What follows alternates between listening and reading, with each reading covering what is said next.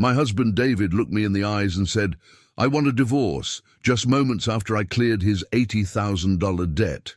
His mother's cold laugh echoed through the room as she whispered, "Did you really think money could buy his love?" But they didn't know what was coming.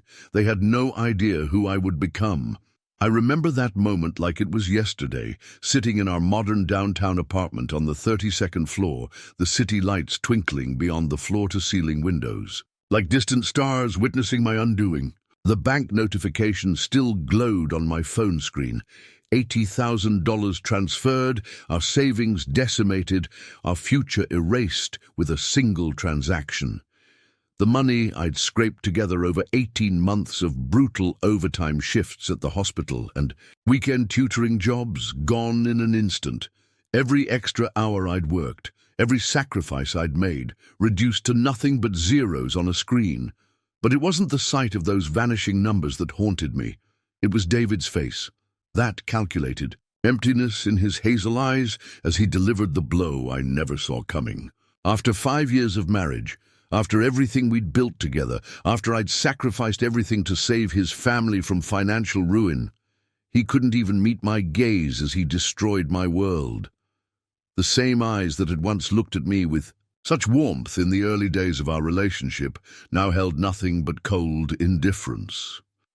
"I've been thinking about this for a while," he said, absently adjusting his expensive watch. The one I'd bought him for our anniversary last year, working double shifts for 3 months to afford it. "We've grown apart. The stress of this debt, it's changed us, changed you." He ran his fingers through his perfectly styled dark hair, a gesture I once found endearing, but now seemed rehearsed, like everything else about him. His mother, Patricia, sat perched on our leather sofa like a vulture, awaiting its prey. Her designer handbag clutched in manicured hands, a slight smirk playing at the corners of her blood-red lips. The same lips that had kissed my cheek at our wedding, whispering, "Welcome to the family, darling." Now they curved into something cruel as she watched her son tear my life apart. She'd never approved of me, the nurse who wasn't good enough for her precious son, the self-made investment banker, but she'd hidden it well until now.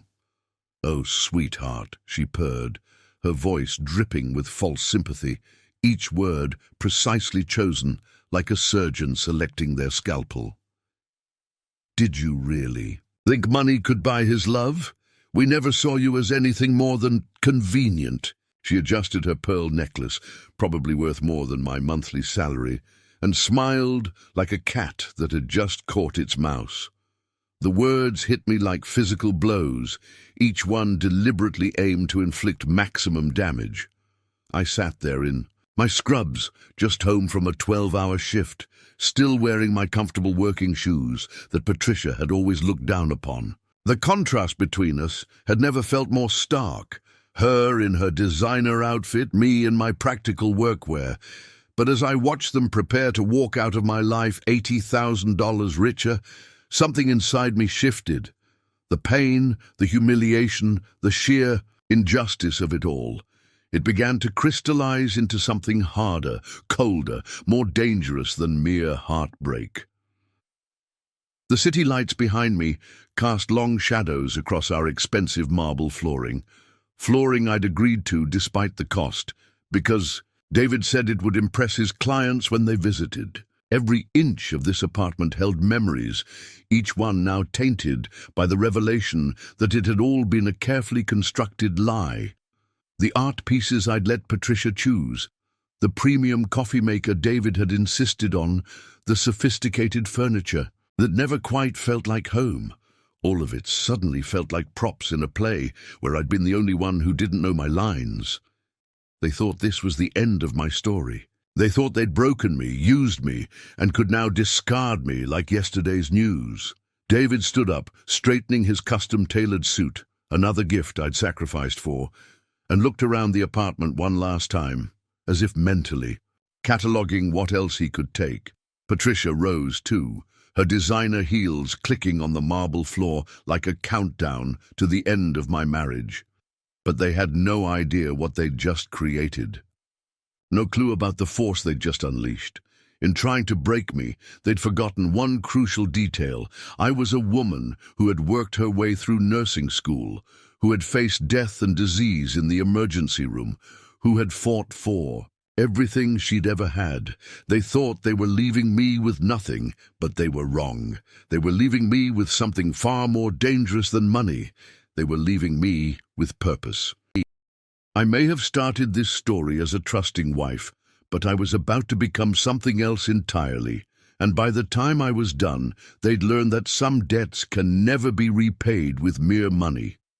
Hey, beautiful people, before we dive deeper into this wild journey of betrayal and justice, make sure to hit that subscribe button and join our amazing community.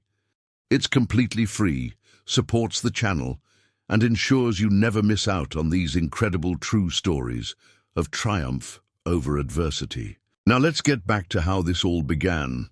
I first met David on a rainy Tuesday evening in the emergency room of St. Mary's Hospital.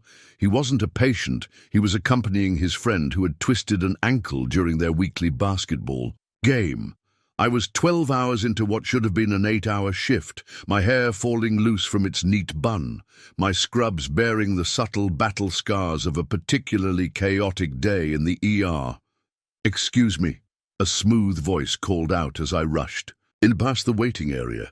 Could you tell me how much longer for Mike Stevens?" I turned, ready to give my standard "we'll get to you as soon as possible" response, but the words caught in my throat. There he stood, 6 feet of sophistication in a slightly rumpled business suit. His tie loosened just enough to seem casual. His hazel eyes caught the fluorescent lighting, and despite my exhaustion, I felt my heart skip a beat. "Let me check," I managed, professional mask firmly in place. As I pulled up the information on our system, I could feel his eyes on me. Not in the way some patients stared, demanding, impatient. His gaze felt different, appreciative in a way that made me suddenly conscious of my messy hair and coffee-stained scrubs. "It shouldn't be too much longer," I said, looking back up. "Dr. Reynolds is just finishing up with another patient." I expected him to return to his seat, but instead he leaned slightly against the nurse's station. "I'm David," he said, offering a warm smile. "And you are?" His eyes flickered to my name badge. "Emma," I replied, trying to ignore the butterflies in my stomach. "Emma Chen." "Emma," he repeated, as if testing how my name felt on his tongue. "Would it be completely inappropriate if I asked you to get coffee with me sometime? When you're not saving lives, of course." I should have said no. Hospital policy discouraged personal interactions with patients or their companions. I was at the end of a grueling shift, barely able to think straight. But there was something in his eyes, a mixture of confidence and vulnerability, that made me reach for the prescription pad and scribble down my number.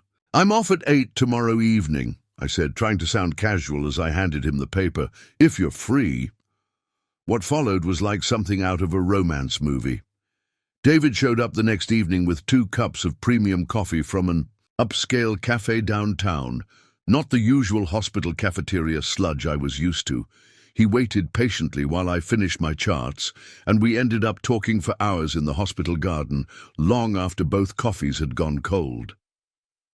He told me about his work as an investment banker, his dreams of starting his own firm someday. I shared stories about my journey through nursing school, working full-time while studying to fulfill my dream of helping others. We discovered we both loved old movies, enjoyed trying new restaurants, and shared a dry sense of humor that had us finishing each other's jokes. What struck me most was how attentive he was. In my previous relationships, men had often seemed uncomfortable with my profession, the long hours, the emotional toll it took. But David asked questions about my work, seemed genuinely interested in understanding what my days were like. He even said he admired my dedication to my patients. Our first official date was at an elegant French restaurant downtown, the kind of place I'd never been to on a nurse's salary. When I protested that it was too expensive, David just smiled and said, I deserve to be spoiled after spending my days taking care of others. I should have recognized it then. How easily he dismissed financial concerns, how comfortable he was spending money to impress. But I was too caught up in the romance of it all. The evening was perfect. David was charming, knowledgeable about wine, and seemed to know exactly how to make me feel special. When he walked me to my door at the end of the night, the kiss we shared made my knees weak. I felt like Cinderella, who had finally found her prince. Looking back now, I can see how carefully he crafted that image. The successful businessman who appreciated a hard-working woman, the sensitive soul who understood the demands of my profession, the generous spirit who wanted to show me a world beyond hospital corridors and budget-conscious living. Every gesture, every word was calculated to make me fall in love with not just him, but the life he seemed to offer. I met his family 2 months into our relationship. Patricia hosted a Sunday brunch at their sprawling suburban home, complete with mimosas and a spread that belonged in a gourmet magazine. I remember feeling out of place among the designer outfits and perfectly manicured appearances, but David squeezed my hand reassuringly under the table. Don't worry, he whispered. They'll love you. Patricia air-kissed my cheeks and complimented my simple but sweet dress, a backhanded compliment I should have recognized as a warning sign. She asked about my work at the hospital with a practiced interest that never quite reached her eyes. David's father, Richard, barely looked up from his phone, offering only a distracted hello before returning to what he called urgent business matters. You'll have to forgive Richard, Patricia said, pouring more champagne. The markets never sleep, you know. She smiled, that same smile I would later come to recognize as predatory. But we're so glad David has found someone grounded. It's important to have someone reliable in your corner. I took her words as a compliment then, not recognizing them for what they were, a subtle reminder of what she saw as my place in their world. Not an equal, but a reliable support system for their son, someone who would work hard, make sacrifices, and never question her role. The brunch set the tone for our relationship with David's family. They were always polite, always proper, but there was an underlying current of condescension that I chose to ignore. When Patricia made comments about my career being admirable but limiting, I told myself she was just old-fashioned. When Richard forgot my name 3 times in one evening, I convinced myself he was just preoccupied with work. David proposed 6 months later on the rooftop of his apartment building. He had arranged for a private chef to serve us dinner under the stars, with champagne flowing and soft music playing in the background. The ring was stunning, a diamond that caught the city lights and threw rainbows across the white tablecloth. Emma Chen, he said, down on one knee, you make me want to be a better man. Will you marry me? I said yes, through tears of joy, knowing that those words about wanting to be a better man were just another line in his carefully scripted performance. As he slipped the ring onto my finger, Patricia's words from that first brunch echoed faintly in my mind. Someone reliable in your corner? But I pushed the thought away, too caught up in the romance of the moment to hear the warning bells. If only I had known then what that ring really symbolized. Not a promise of eternal love, but the first link in a chain of financial and emotional manipulation that would eventually leave me broke, betrayed, and forever changed. Our wedding was everything Patricia wanted it to be, and nothing I had dreamed of. The grand ballroom of the Riverside Hotel sparkled with crystal chandeliers and elaborate flower arrangements that cost more than my monthly salary. 300 guests, most of them David's family friends and business associates, filled the space in designer outfits and expensive jewelry. I had wanted something smaller, more intimate, but Patricia had insisted that appearances mattered. In their social circle, darling, she'd said during the planning, patting my hand condescendingly. David's position at the firm requires certain standards. You'll understand once you're part of our world. I noticed she never said part of our family. My parents, first-generation immigrants who had worked tirelessly to give me an education, looked out of place among the crowd of socialites and executives. My mother wore the nicest dress she could afford, and my father had rented a tuxedo for the occasion. They sat at their assigned table, far from the main family table, I later realized, watching the spectacle with a mixture of pride and bewilderment. David looked perfect in his custom-tailored tuxedo as he slipped the wedding band onto my finger. "I promise to love and cherish you forever," he said, his voice carrying across the hushed ballroom. The words sounded rehearsed, like one of his business presentations, but I was too caught up in the moment to notice. The honeymoon was 2 weeks, in the Maldives, in an overwater villa that cost more than my car. David spent half the time on his phone, handling what he called urgent work matters. I told myself it was normal, that his dedication to his career was one of the things I loved about him. When he suggested I take a longer leave from work to fully enjoy our time together, I agreed, ignoring the way it would impact my position at the hospital. Our first home together was the downtown apartment, 32 floors up, with floor-to-ceiling windows and that marble flooring that would later witness our marriage's end. David insisted on buying rather than renting, saying it was a better investment. The down payment came from his savings, but the monthly mortgage payments were steep. We agreed to split the costs proportionally based on our incomes, which meant I was stretching my nursing salary to its limits, while David seemed to barely notice the expense. "You could always cut back on your hours at the hospital," he suggested one evening, as I reviewed our monthly budget. "It's not like we need your income." The comment stung, but I brushed it off. I loved my work, loved helping people, and couldn't imagine giving it up just because my husband could afford to support us. Patricia became a regular presence in our lives, dropping by unannounced with decorating suggestions or opinions about how we should be living. She rearranged our furniture, replaced my comfortable throws with expensive designer ones, and slowly transformed our space into something that belonged in a home decor magazine. Beautiful but sterile.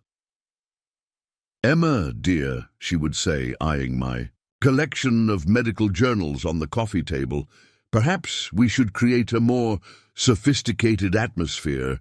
David often brings colleagues home." My things gradually disappeared into closets and drawers. My presence in our home reduced to the scrubs in the laundry room and my favorite coffee mug in the kitchen. The first year of marriage passed in a blur of hospital shifts and social obligations. David's career was taking off. He was made the youngest senior investment manager at his firm. We celebrated at an exclusive restaurant where the menu had no prices listed. "You've helped make this possible," he told me over champagne. "Having a stable home life, someone reliable to come home to, it makes all the difference." I beamed at his words then, not recognizing how he saw me, not as a partner in life, but as a supporting actor in his success story. When he started working later, missing the dinner dates we had planned, I told myself it was temporary.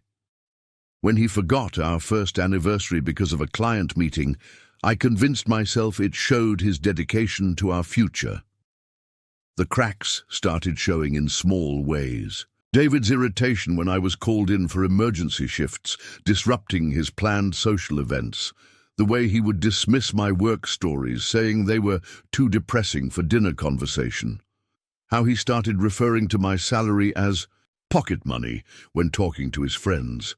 Then came the designer suits he insisted on buying, the country club membership he couldn't do without, the expensive car upgrades that were necessary for his image. Our joint account began showing larger and larger outgoing transfers, but whenever I brought up budgeting, David would wave off my concerns. "The market is booming," he would say, kissing my forehead like you would a worried child. "My bonus this year will cover everything." He never showed me the actual numbers, and I never pushed. That was my first real mistake.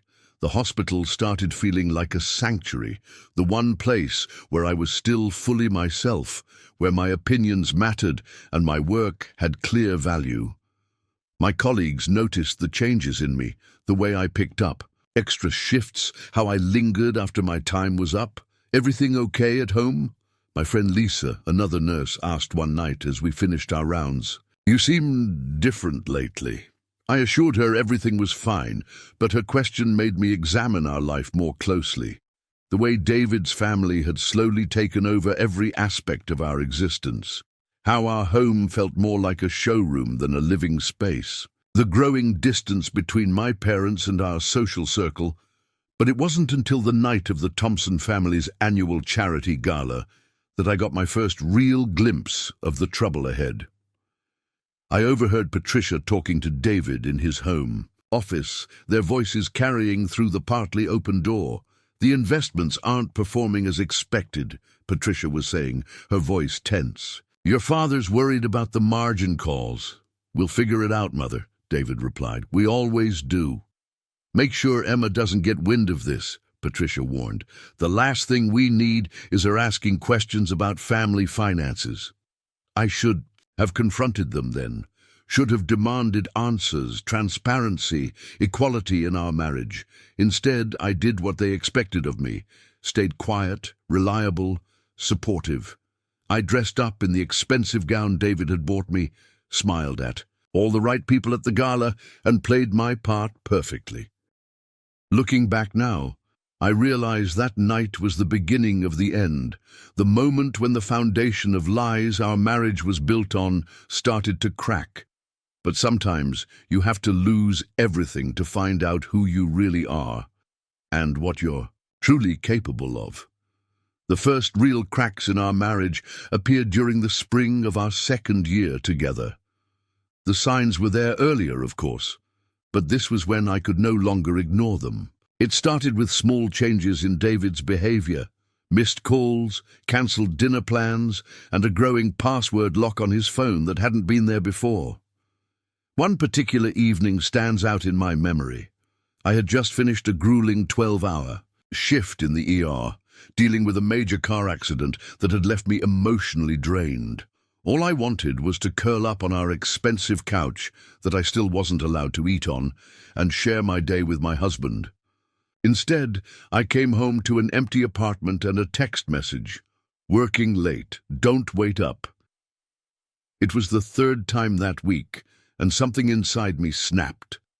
I decided to surprise him at his office with takeout from his favorite Thai restaurant. After all, he always said his late nights were about work, and I wanted to be a supportive wife. The security guard knew me and let me up to the 45th floor, where David's firm occupied the entire space.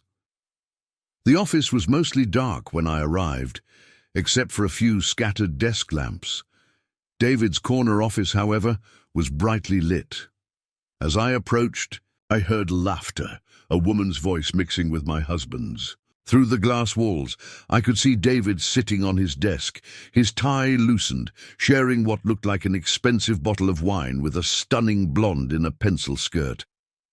I stood there, paper bag growing damp in my grip, watching them for a moment. They weren't doing anything inappropriate, not really, just talking, laughing, sitting slightly too close.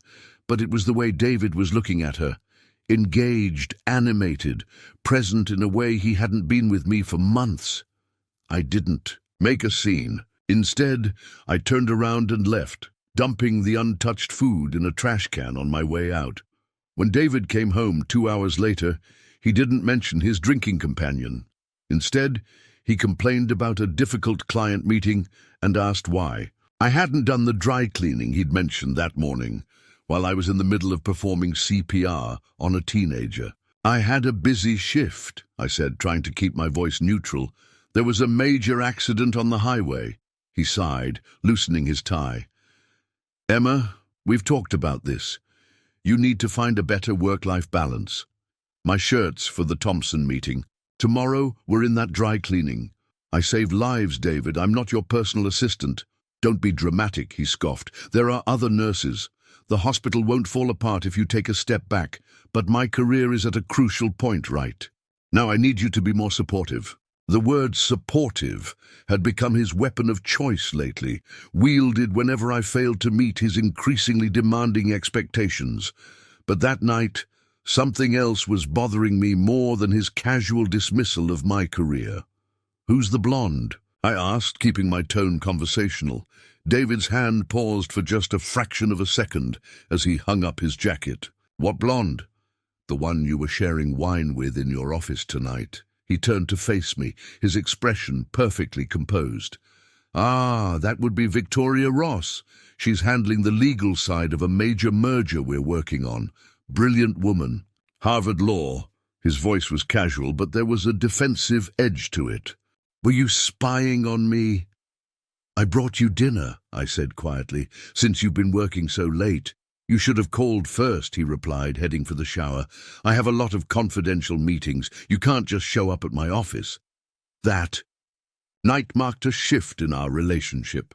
The distance between us grew, not in dramatic ways, but in small, insidious ones. David started having more business dinners, more weekend meetings, more urgent phone calls that required him to step away. Meanwhile, the credit card bills kept growing. I discovered the first troubling credit card statement purely by accident. A letter had come addressed to both of us, and I opened it without thinking. The balance was staggering, over $30,000, in new charges, mostly at high-end restaurants, hotels, and designer boutiques, places I had never been. When I confronted David about it, he dismissed my concerns with practiced ease. "It's all business expenses, Emma. The firm reimburses me." But something in his eyes wouldn't quite meet mine. That night, after he'd fallen asleep, I did something I'd never done before. I went through his phone.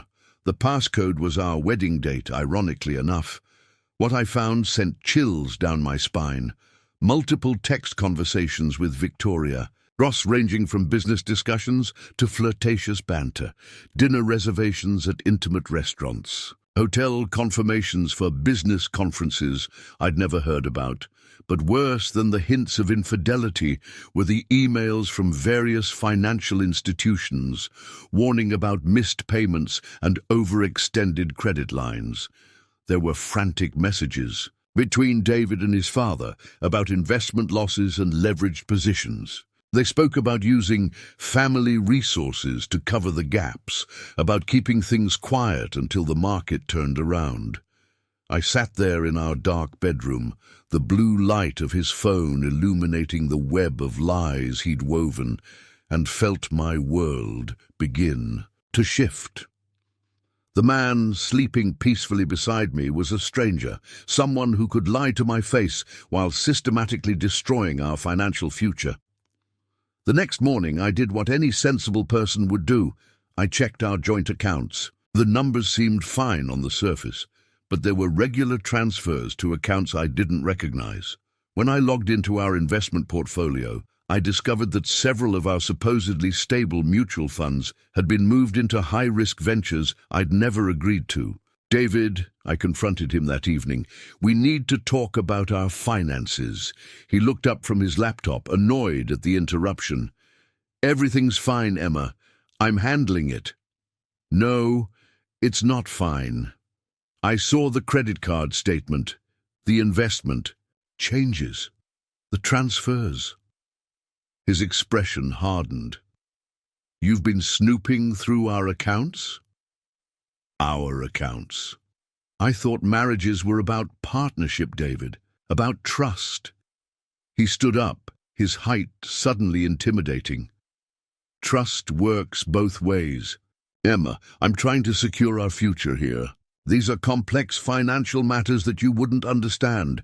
Just trust that I know what I'm doing." But I couldn't trust him anymore. That night, I started my own secret spreadsheet, tracking every unusual expense, every suspicious transfer. I took screenshots of account statements, saved copies of credit card bills. I didn't know why I was gathering this evidence. Not yet. But some part of me knew I would need it someday. What I didn't realize then was that these financial irregularities were just the tip of the iceberg. The real storm was still coming, and it would sweep away everything I thought I knew about my marriage, my husband, and myself. The night everything changed started like any other. I had just finished a swing shift at the hospital and was looking forward to a rare evening when David had actually promised to be home for dinner. I'd picked up ingredients for his favorite pasta dish, a small attempt to bridge the growing distance between us. But when I opened our apartment door, I knew something was wrong. David sat at our dining table, still in his work clothes, his normally perfect hair disheveled from running his hands through it. What caught my attention wasn't his unusually rumpled appearance, but the fact that Patricia and Richard were there too, sitting like dark spectres in our living room. Patricia's usually impeccable makeup couldn't hide the strain around her eyes, and Richard's face had a greyish tinge I'd never seen before. "Emma," David said, his voice hoarse, "we need to talk." The grocery bags suddenly felt heavy in my arms. I set them down slowly, buying time, trying to read the room. "What's going on?" "Sit down, dear," Patricia said, attempting her usual commanding tone but falling short. "This concerns all of us." I took a seat across from David, noticing how he wouldn't meet my eyes. Richard pulled out a handkerchief and wiped his forehead, though the apartment was cool. The silence stretched until I thought I would scream. "We're in trouble," David finally said. "Serious trouble."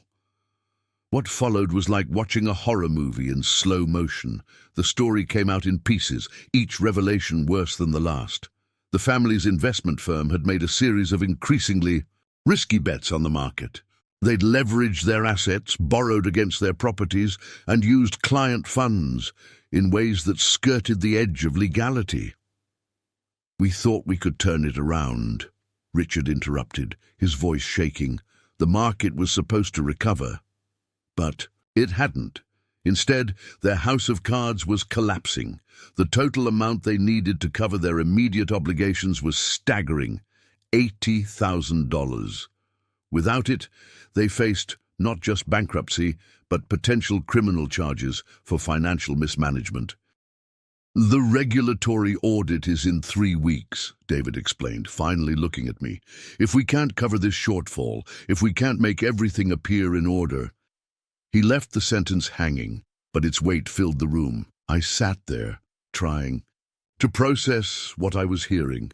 "How long has this been going on?" "That's hardly relevant now," Patricia cut in sharply. "What matters is finding a solution."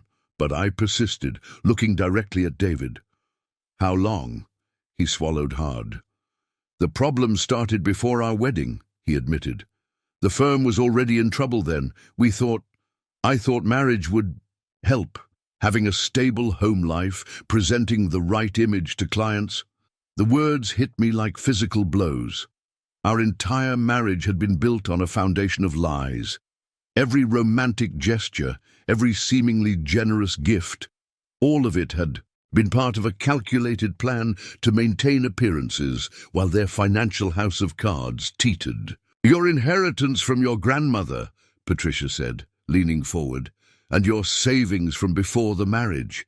If we combine that with what's left in your joint accounts—" "You want my money?" I interrupted, my voice surprisingly steady. "You've been lying to me for our entire marriage, and now you want my savings." "Emma, please," David said, reaching for my hand across the table. I pulled back as if his touch would burn me. "This isn't just about money. If this gets out, if there's an investigation, we're talking about prison time. My father's reputation, the family name." "The family name," I repeated slowly. "The same family that's been looking down on me for years, the same family that sees me as nothing more than a convenient prop in their social climbing." "Don't be dramatic," Patricia snapped. "This is hardly the time for your class warfare nonsense. We're talking about saving this family." I stood up abruptly, my chair scraping against the marble floor. I need some air. I need time to think. We don't have time, Richard said desperately. The audit, I need time. My shout surprised even me, echoing off the floor-to-ceiling windows. In 3 years of marriage, I had never raised my voice. I had been the perfect, accommodating wife they wanted, but something was breaking loose inside me now, something wild and angry and scared. I grabbed my keys and headed for the door, ignoring David's calls after me. I walked for hours through the city streets, my mind racing. All those late nights at the office, the suspicious charges, the distant behavior. It hadn't just been about Victoria Ross. David had been watching his family's empire crumble, knowing all along that he might need my savings as a last resort. When I finally returned home, the apartment was dark. A single lamp illuminated David, still sitting at the dining table, his head in his hands. Patricia and Richard were gone. They're coming back tomorrow morning, he said without looking up. They need an answer. I stood in the doorway, looking at the man I had married. In the dim light, he seemed smaller somehow, less substantial. Did you ever love me? I asked quietly. Or was I just a convenient solution to your problems? He looked up then, and for once I saw real emotion in his eyes, though whether it was guilt, desperation, or something else I couldn't tell. Emma, please, I need you to help me fix this. We can start over, rebuild. Answer the question, David. He was silent for a long moment. I wanted to love you, he finally said. You were everything I was supposed to want. Kind, hard-working, reliable. Reliable, I repeated. The word that had followed me throughout our marriage. Reliable Emma, who would work extra shifts without complaint. Reliable Emma, who would smile at their social events and play her part perfectly.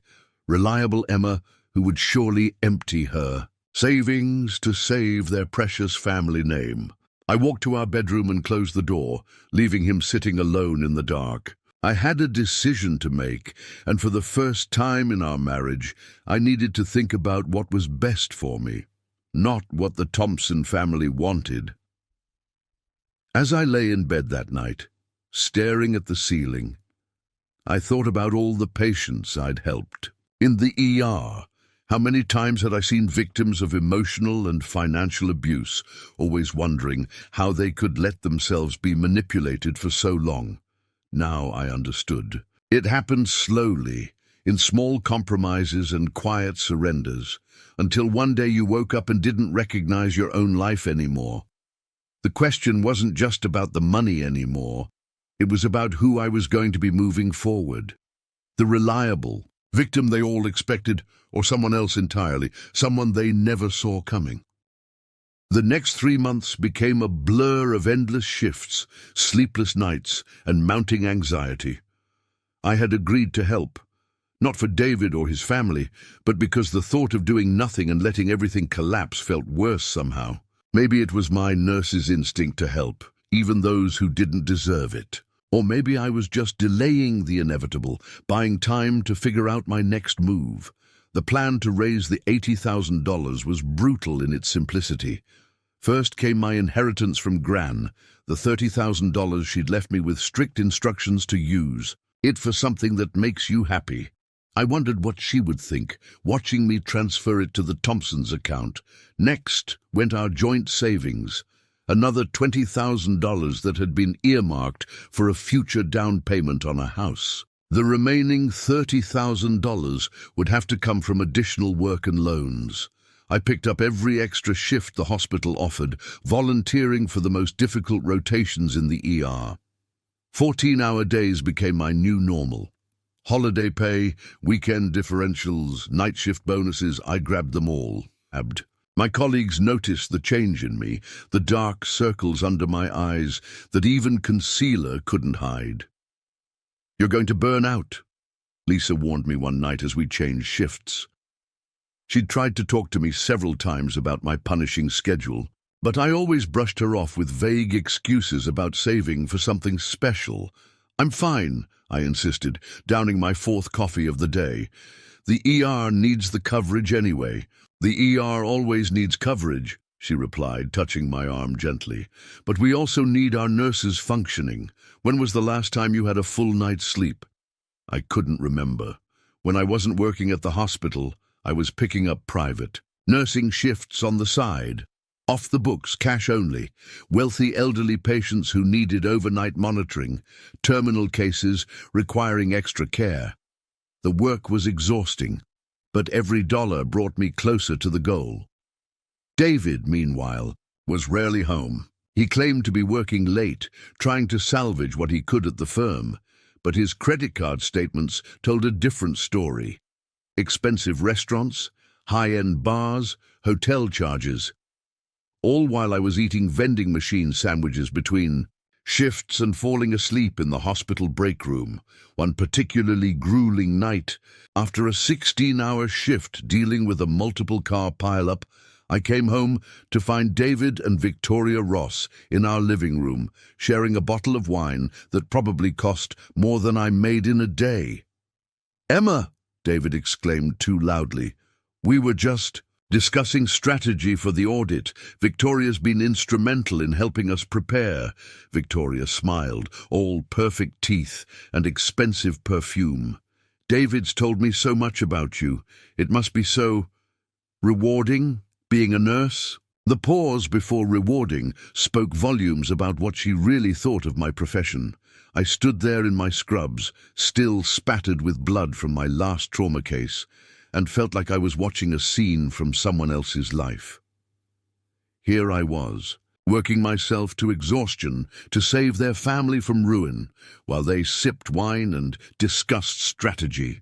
"I need to shower," I said flatly, walking past them to the bedroom. I heard Victoria's musical laugh follow me down the hallway, accompanied by the clink of wine glasses. The next day, I took out a personal loan for $15,000, using my car as collateral. The interest rate was criminal, but I was running out of options. Patricia had taken to calling daily, asking about my progress with the money in the same tone she used to inquire about holiday dinner plans. "Time is running out, dear," she would remind me, as if I could possibly forget. "The audit."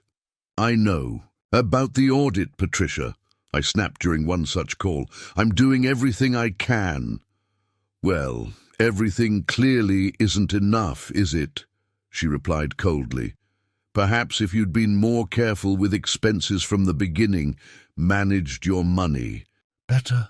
I hung up on her, something I'd never dared to do before. 10 minutes later, David called, demanding to know why I was being difficult with his mother. "Difficult?" I laughed, the sound bordering on hysterical. "I'm working double shifts, taking out loans, emptying my savings to save your family from prison, and I'm being difficult." "You know that's not what I meant," he backpedaled. "It's just, we're all under a lot of stress right now. Mother's just worried." "When was the last time you worked a double shift, David? When was the last time you sacrificed anything?" The line went quiet for a moment. "I have to go," he said finally. "I have a meeting with Victoria about the audit preparations." Of course he did. I took another extra shift that night, fighting exhaustion as I treated patients in the ER. During a rare quiet moment, I found myself in the hospital chapel, not praying exactly, but thinking about how I'd ended up here. I thought about my parents, who had sacrificed everything to give me an education, to help me achieve my dreams of becoming a nurse. What would they think if they knew I was working myself to the bone to save a family that had never truly accepted me? But I couldn't tell them. The shame of admitting how thoroughly I'd been deceived was too great. The final $15,000 came from selling my grandmother's jewelry collection, pieces she had carefully preserved through war and immigration, passing them down to me with stories of survival and resilience. Each piece had a history, a meaning.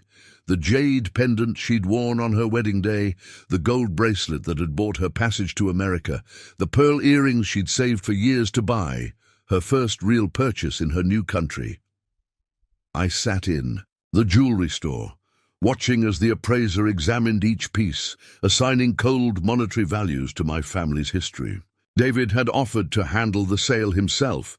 I know people who deal in these things, but I couldn't bear to let him touch these last precious connections to my heritage. When the final piece was sold, I sat in my car and wept for the first time since this whole nightmare began.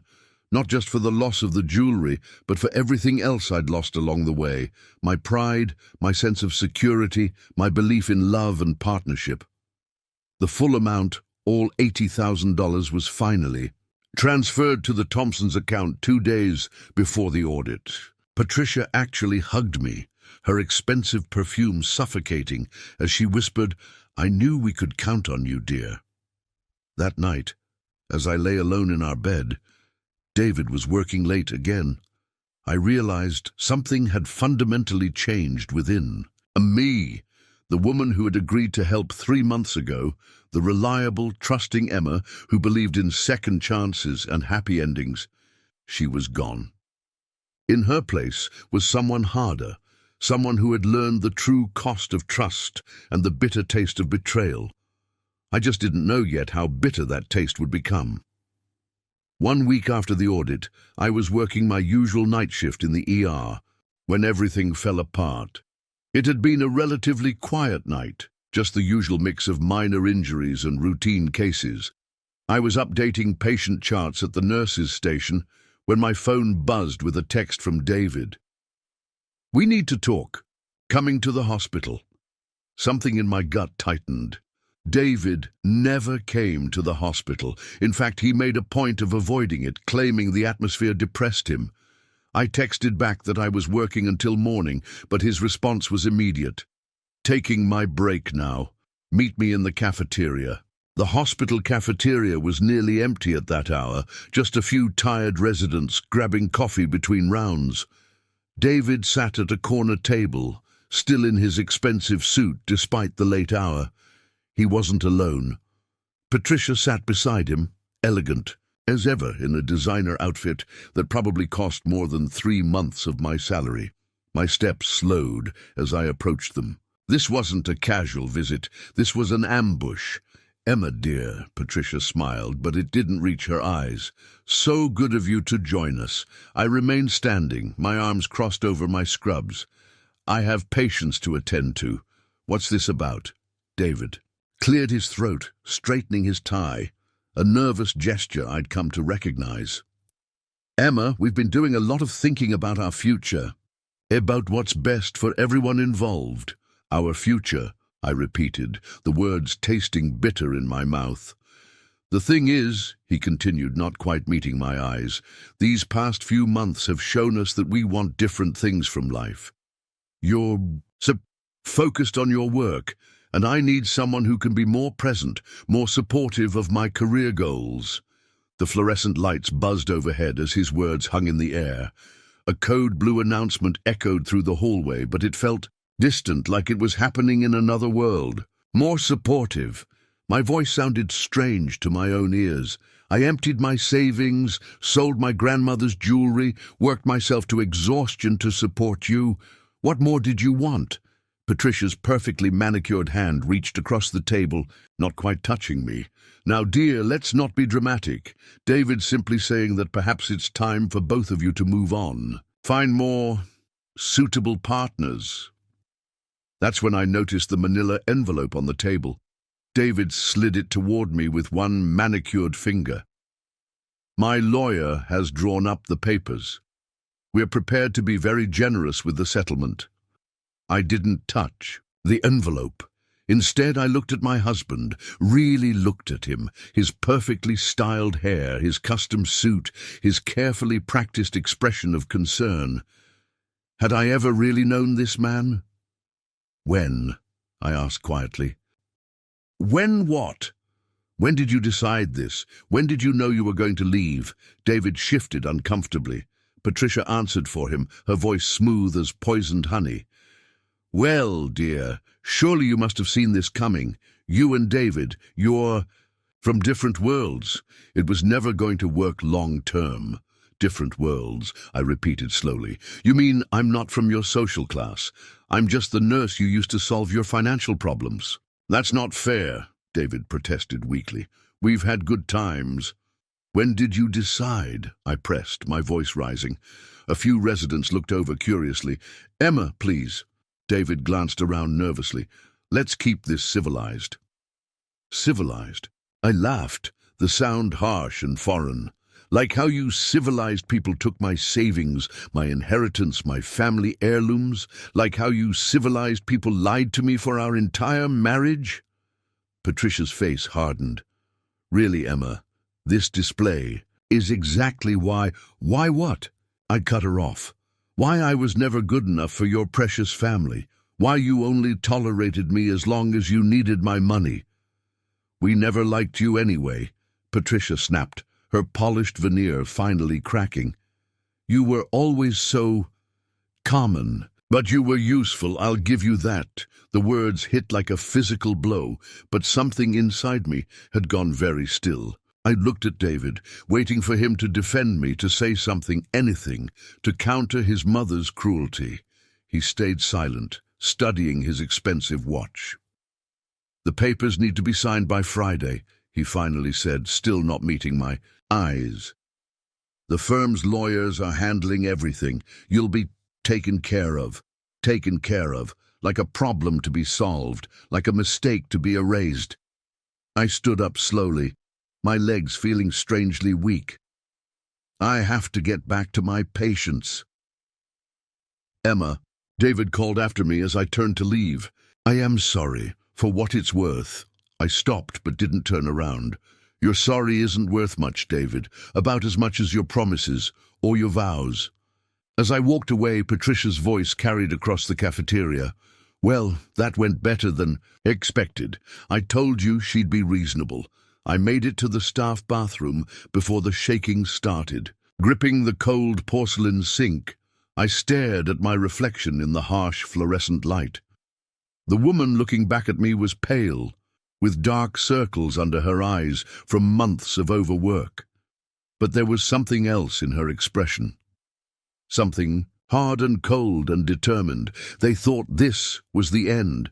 They thought they could discard me like a used tissue, pat me on the head with their generous settlement, and walk away with everything they'd stolen from me. They thought I would stay quiet, stay reliable, stay in my place. They were wrong. I pulled out my phone and called in another nurse to cover the rest of my shift, citing a family emergency. In a way, it was true. This was an emergency, and it was about family, just not in the way they thought. As I drove home through the empty streets, my mind was already racing with plans. I had evidence, months of financial records, text messages, emails. I had witnesses. The jeweler who'd bought my grandmother's heritage, the loan officer who'd approved my desperate financing.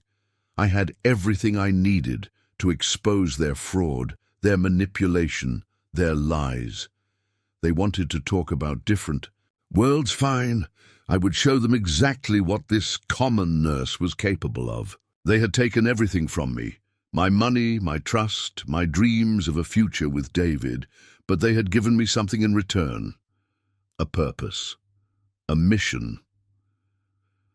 By the time I parked in our building's garage, my hands had stopped shaking. The numbness was gone, replaced by a cold, clear fury that felt almost like peace. They thought they knew me. Reliable Emma, practical Emma. Emma who would quietly accept whatever crumbs they deigned to throw her way.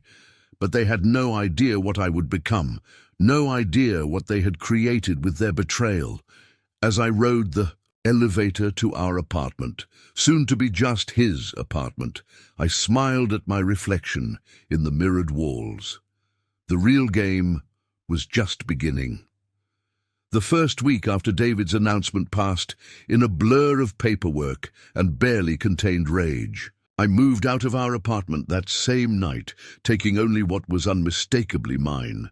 My clothes, my medical books, my few remaining personal items.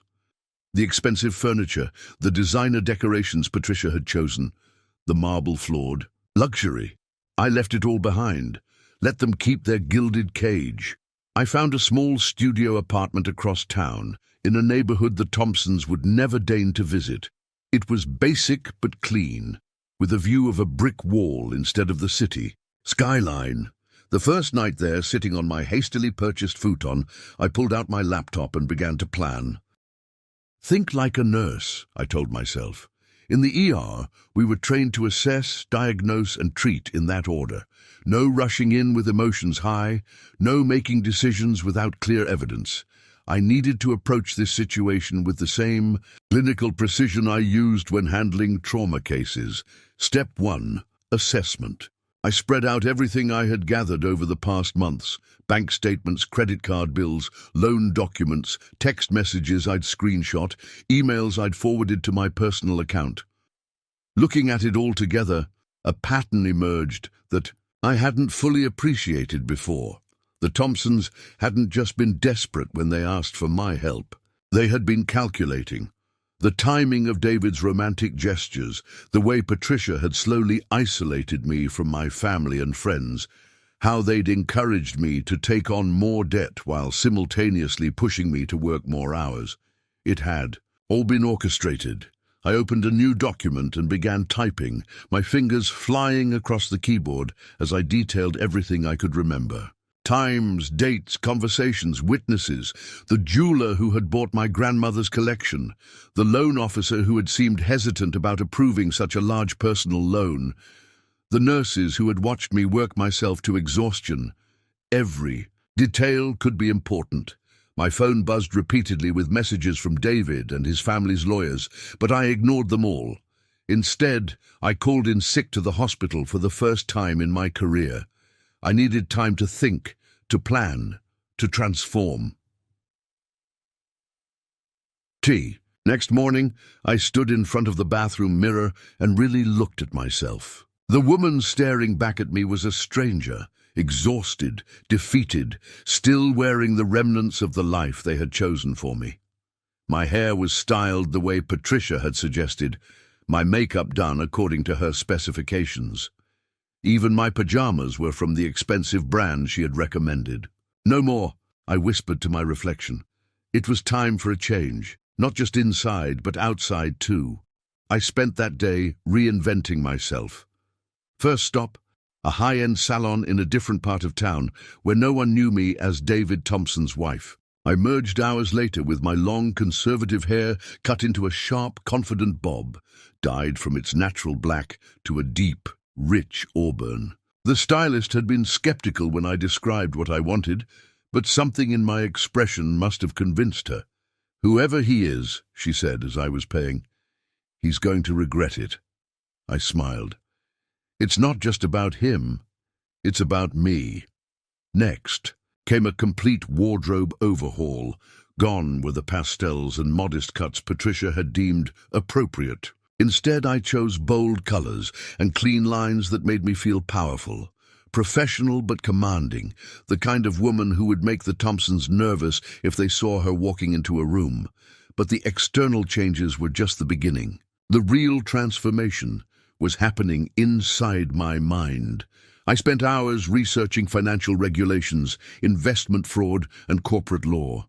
I might be just a nurse, as Patricia had so often implied, but I was a quick study. Every break at work became an opportunity to learn more. Every spare moment was devoted to understanding the world they thought I was too common to comprehend. One night, unable to sleep, I found myself scrolling through old photos on my phone. There was our wedding day, me beaming in my white dress, David looking perfect as always, Patricia watching with that calculating smile I now recognized. Photos from charity galas and society events where I had tried so hard to fit in.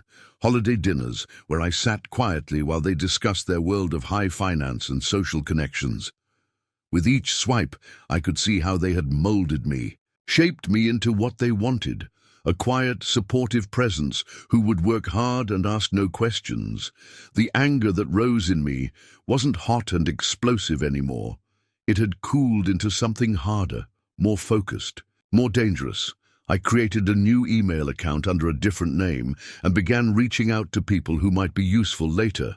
Former employees of the Thompson firm who had left under mysterious circumstances, business rivals who had suffered suspicious losses, society wives who had been snubbed by Patricia at her exclusive events. Each contact was made carefully, diplomatically, building a network of potential allies without revealing my true purpose. The settlement papers sat unopened on my small dining table. David's lawyers called daily, their messages growing increasingly urgent.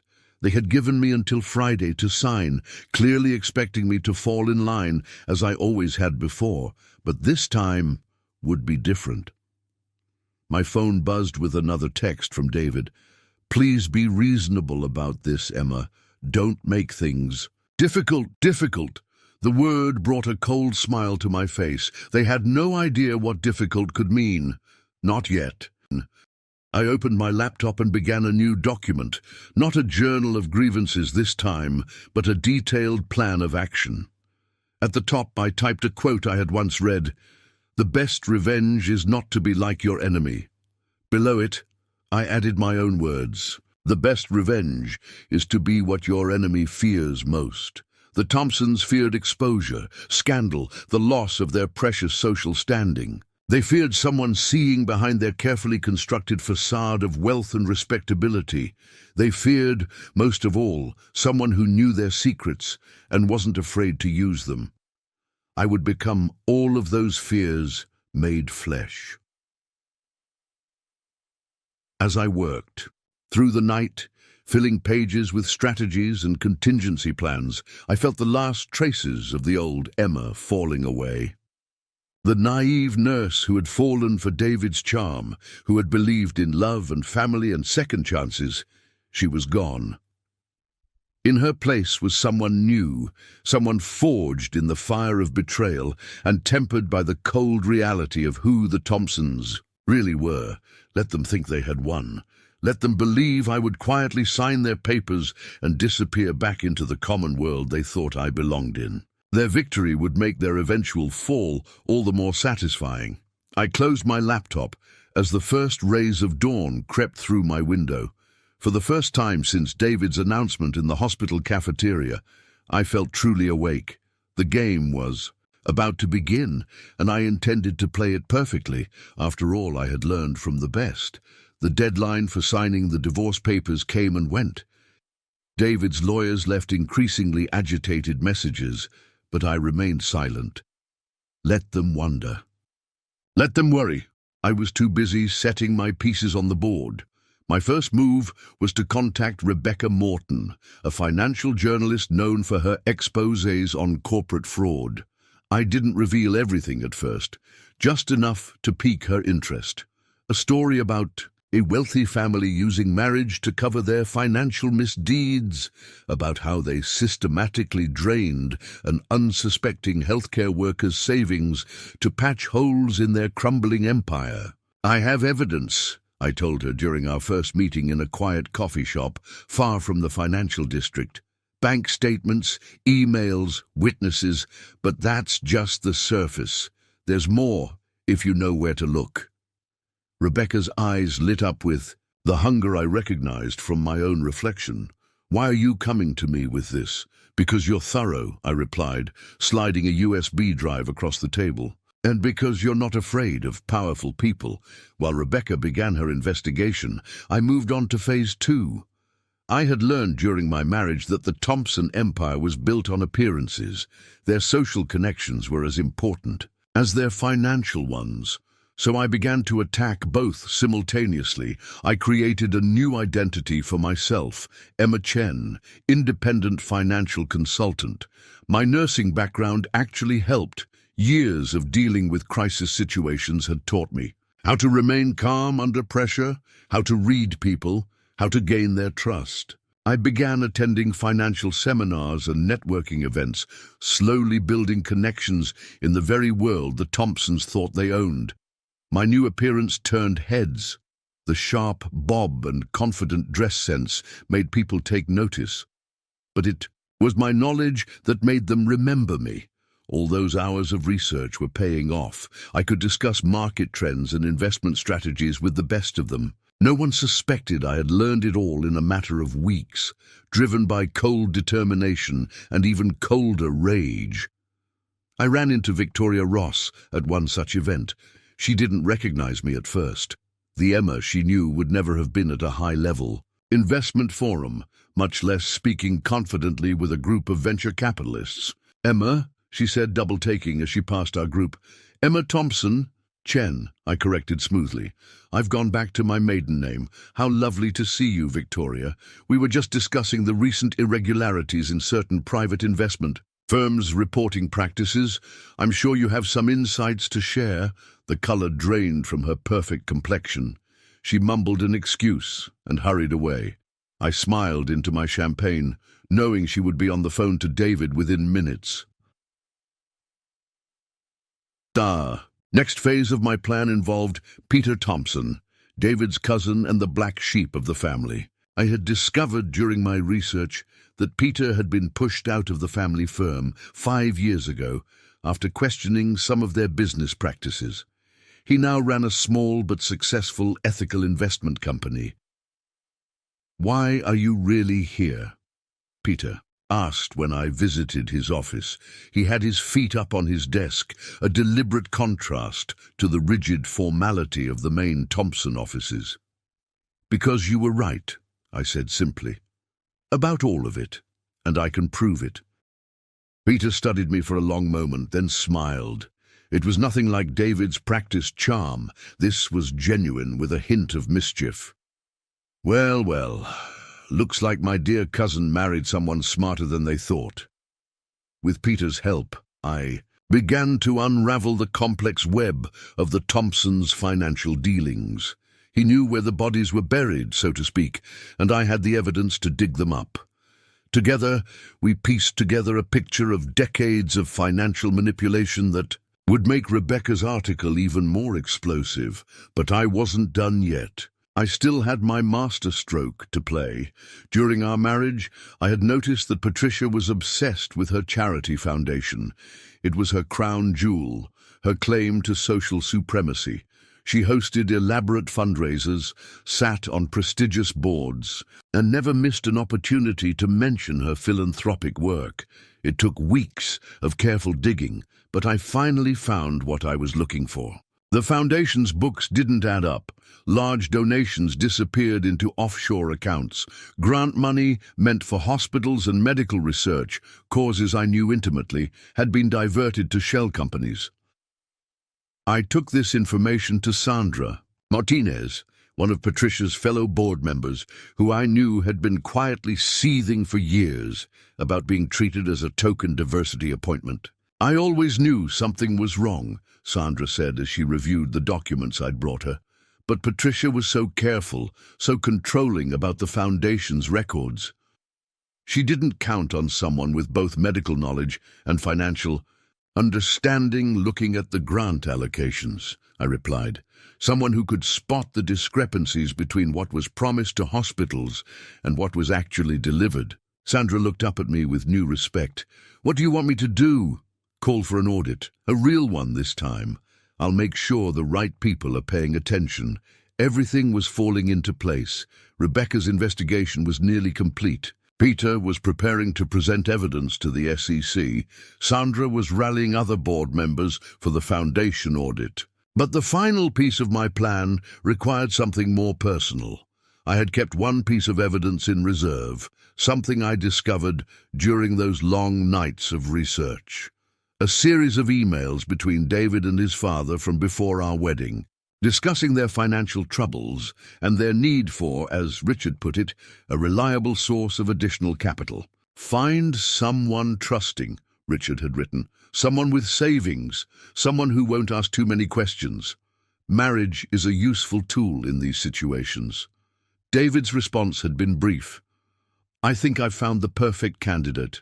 I scheduled the email to be delivered to Rebecca just as her article was going to press. It would be the perfect coup de grace, proof that their manipulation of me had been premeditated from the start. As I sat in my small apartment, Reviewing my plans one final time, my phone buzzed with a text from David. "Mother's hosting a family dinner next week. Please come. We can talk about everything." I smiled at the screen. They must be getting nervous, seeing me at financial events, noticing my meetings with Peter, wondering what I was planning. The old Emma would have agreed, would have hoped for reconciliation, but I wasn't that person anymore. "I'm afraid I have other commitments," I texted back. "Board meetings, you know how it is." I could almost feel his confusion through the phone. Board meetings? What was his quiet, reliable ex-wife doing at board meetings? He would find out soon enough. They all would. The pieces were in place. The trap was set. All that remained was to watch it spring shut around them. The dominoes began to fall on a crisp Monday morning. I was sitting in my new office, a small but professional space I'd rented in a business center, when Rebecca's article hit the financial news websites. The headline alone was devastating. Thompson Investment Group, a dynasty built on deception. The article was masterfully crafted, laying out a detailed history of the Thompson family's financial manipulations. Rebecca had done her homework, connecting dots I hadn't even known existed, but the heart of the story was there. How they had used marriage as a tool for financial fraud, systematically targeting and exploiting people they saw as beneath them. My phone started ringing almost immediately. David first, then his lawyers, then Patricia. I let them all go to voicemail, smiling as I imagined their panic. Instead, I checked my email, where messages were already pouring in from various financial news outlets seeking comment. The timing was perfect. Sandra had called the Emergency Foundation board meeting for that very afternoon. I knew Patricia would be frantically trying to handle the media fallout from Rebecca's article, which would leave her vulnerable to what was coming next. I had provided Sandra with a comprehensive dossier on the Foundation's financial irregularities, bank statements showing suspicious transfers, grant applications that had been approved but never funded, documentation of how money meant for medical research had been diverted to offshore accounts. As a nurse, I had been able to verify exactly how many hospital programs had been promised funding that never materialized. At precisely 2 p.m., my phone buzzed with a text from Sandra. "It's done. Board voted for a full audit and suspended Patricia pending investigation." She went ballistic. I allowed myself a small smile. Patricia's carefully constructed social empire was crumbling.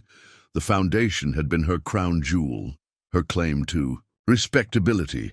Now it would be her undoing, but I wasn't done yet. Phase 3 of my plan was already in motion.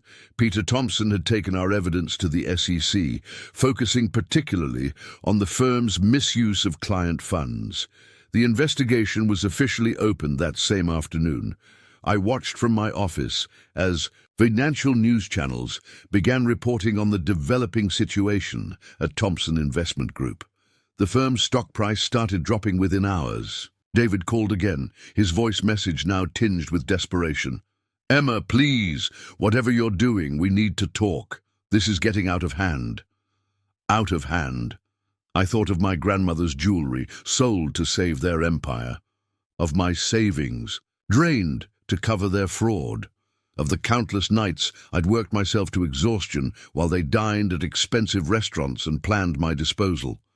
My response was to forward his pre-wedding emails with Richard to every major financial news outlet. By evening, the story had evolved from one of general corporate fraud to a personal tale of calculated deception that captured the public's imagination. "Wealthy Family's Marriage Fraud Scheme Exposed," read one headline. "Thompson Dynasty. How? They married for money and murdered trust," declared another. Victoria Ross quit the firm publicly that afternoon, distancing herself from the growing scandal. I hadn't even needed to use the evidence I'd gathered about her role in the deception. She'd thrown David under the bus, all on her own, giving a statement about how she had raised concerns about certain practices, but had been ignored. Next morning, I put on my sharpest suit and prepared for the final phase. The Thompson Investment Group was holding an emergency board meeting to address the crisis. I hadn't been invited, of course, but I had arranged for something special. As the board members filed into their expensive offices, they found copies of a detailed report on their desks. It outlined every questionable transaction, every manipulated number, every instance of fraud going back 15 years. But more importantly, it showed how each board member had benefited personally from these illegal activities. I watched from a coffee shop across the street as chaos erupted. Board members hurried out of the building, phones pressed to their ears, presumably calling their lawyers. David emerged, looking shell-shocked, his perfect hair disheveled, his expensive suit wrinkled. Then came Richard, practically being supported by Patricia. Her face, usually so carefully composed, was a mask of fury and fear. As they reached their car, reporters swarmed them, shouting questions about the fraud allegations, about the foundation's missing funds, about the SEC investigation. That's when Patricia saw me, standing calmly on the sidewalk, watching their world implode. Our eyes met across the crowd. I raised my coffee cup in a small salute, enjoying the way her face contorted with the realization that the quiet, reliable nurse she had so easily dismissed had engineered her downfall. My phone buzzed one final time. A message from Rebecca. Follow-up story running tomorrow. Quote from Peter Thompson about how they tried to silence him 5 years ago. Want to provide a statement? I had prepared for this moment, crafted my words carefully. My response was simple. The Thompson family built their empire on the trust and savings of people they saw as beneath them. They forgot that sometimes the people you look down on have the clearest view of your foundations. And when those foundations are built on lies, it all comes crashing down. Within a week, the Thompson Investment Group was under full SEC investigation. The family foundation was being audited by both state and federal authorities. David and Richard were facing potential criminal charges. Patricia's social standing, the thing she valued most in the world, was irreparably damaged. But the most satisfying moment came when I received a letter from the hospital where I worked. The new foundation board, led by Sandra, had approved a major grant for our emergency department, legitimate funding this time, for the kind of medical care I had dedicated my life to providing. I sat in my small but honest apartment that night, watching the city lights flicker outside my window. The woman reflected in the glass bore little resemblance to the one who had once believed in David's promises. She was stronger now, wiser, more powerful than the Thompsons had ever imagined she could be. They had thought they were using me, molding me into their perfect victim. Instead, they had created their perfect nemesis. Someone who understood both, their world and the real one they disdained. Someone who could navigate boardrooms and emergency rooms with equal ease. Someone who had learned from their cruelty exactly how to dismantle their carefully constructed world. The game was over, and they never even realized they weren't the ones playing it. They were the ones being played. 3 months after Rebecca's article broke the scandal wide open, I received an unexpected invitation. The new board of the Thompson Family Foundation, now thoroughly purged of Patricia's influence, was hosting a charity gala to launch their reformed organization. As a key whistleblower and healthcare professional, I was invited to be one of the keynote speakers. The irony wasn't lost on me. The last time I had attended an event in this ballroom, I had been David's quiet, supportive wife, wearing a dress Patricia had chosen, speaking only when spoken to. Now I would be standing at the podium, commanding the attention of the very social circle that had once dismissed me. I chose my outfit carefully, a striking red dress that Patricia would have deemed inappropriate, paired with a single piece of jewelry. A new jade pendant similar to the one I had been forced to sell. This one I had bought with my own money, earned from my consulting work helping other whistleblowers navigate corporate fraud cases. It was a reminder of both what I had lost and what I had gained. The ballroom was packed when I arrived. Sandra, now the Foundation's executive director, greeted me warmly. "You're going to love this," she whispered. "Look who decided to show up." In a corner of the room, trying to blend into the background, stood David and Patricia. They looked diminished somehow. David's suit, while still expensive, hung loosely on his frame. Patricia's carefully maintained appearance showed signs of strain, her smile tight, her eyes darting nervously around the room. The Thompson Investment Group was in receivership. Richard was under house arrest pending his trial for financial fraud. Their social circle had abandoned them, afraid of being tainted by association. They had come tonight in a desperate attempt to salvage some connection to their former world. I didn't acknowledge them. Instead, I worked the room confidently, discussing healthcare initiatives with board members and sharing insights about financial transparency in charitable organizations. I could feel their eyes on me, watching as I moved effortlessly through the world they had tried to keep me from. When it was time for my speech, I approached the podium with measured steps. The room fell silent. "A year ago," I began, my voice strong and clear, "I stood in this very room wearing a mask, not a physical mask, but something more insidious, the mask of compliance, of quiet acceptance, of someone trying desperately to fit into a world built on appearances and lies." I could see David shifting uncomfortably in his seat. I was a nurse who married into what I thought was a remarkable family. I believed in love, in trust, in the power of sacrifice for those you care about. That belief cost me my savings, my inheritance, and precious family heirlooms. But it gave me something invaluable in return, the truth about who I really am. Patricia's face had gone pale.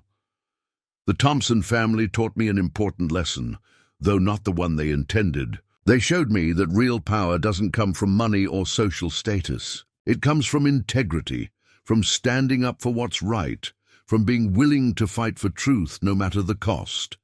I detailed the Foundation's new direction, focusing on actual healthcare initiatives and transparent financial practices. As I spoke, I could see David and Patricia edging toward the exit, but they wouldn't escape that easily. "One final announcement," I said, just as they reached the door. "The Foundation's first major initiative will be funding a new emergency care center. It will be named after my grandmother, whose precious heirlooms were sold to cover up financial fraud. Her legacy of sacrifice and integrity will live on, helping others instead of lining the pockets of those who deceive." The applause was thunderous. Through the crowd's movement, I caught a final glimpse of David and Patricia slipping out, thoroughly defeated. They had come hoping to reclaim some piece of their old life. Instead, they had been forced to witness the full extent of their loss, not just of money and status, but of power itself. After the gala, I walked out onto the venue's balcony, looking over the city lights. A figure approached, Peter Thompson, who had become both an ally and a friend through all of this. "Quite a performance," he said, joining me at the railing. "How does it feel?" I considered the question carefully. "It feels right. Not just the revenge, but what came after, using what happened to make real change." "You know," Peter said thoughtfully, "when you first came to me with evidence against the family, I thought you were just another person looking for payback. But you're not, are you? You're something they never expected, someone who could beat them at their own game and then build something better." I smiled, touching my jade pendant. "The best revenge isn't just winning their game. It's changing the rules entirely." The next day I was back in the ER for my regular shift. Some people had questioned why I kept working as a nurse when I could have switched entirely to my lucrative consulting practice. But helping people, making a real difference in their lives, was part of who I was, the part the Thompsons could never understand or take away. Between patients, I checked my phone to find one final message from David. "I'm sorry for everything. I hope someday you can forgive me." I deleted it without responding. Forgiveness, like love, had to be earned. The Thompsons had taught me about betrayal and manipulation, but I had taught myself something far more valuable: the power of transforming pain into purpose. My grandmother used to say that jade becomes more beautiful with age and wear, its surface developing a unique patina that tells the story of its journey. Like that jade, I had been transformed by pressure and time, becoming something stronger and more remarkable than before. The naive nurse who had fallen for David's charm was gone.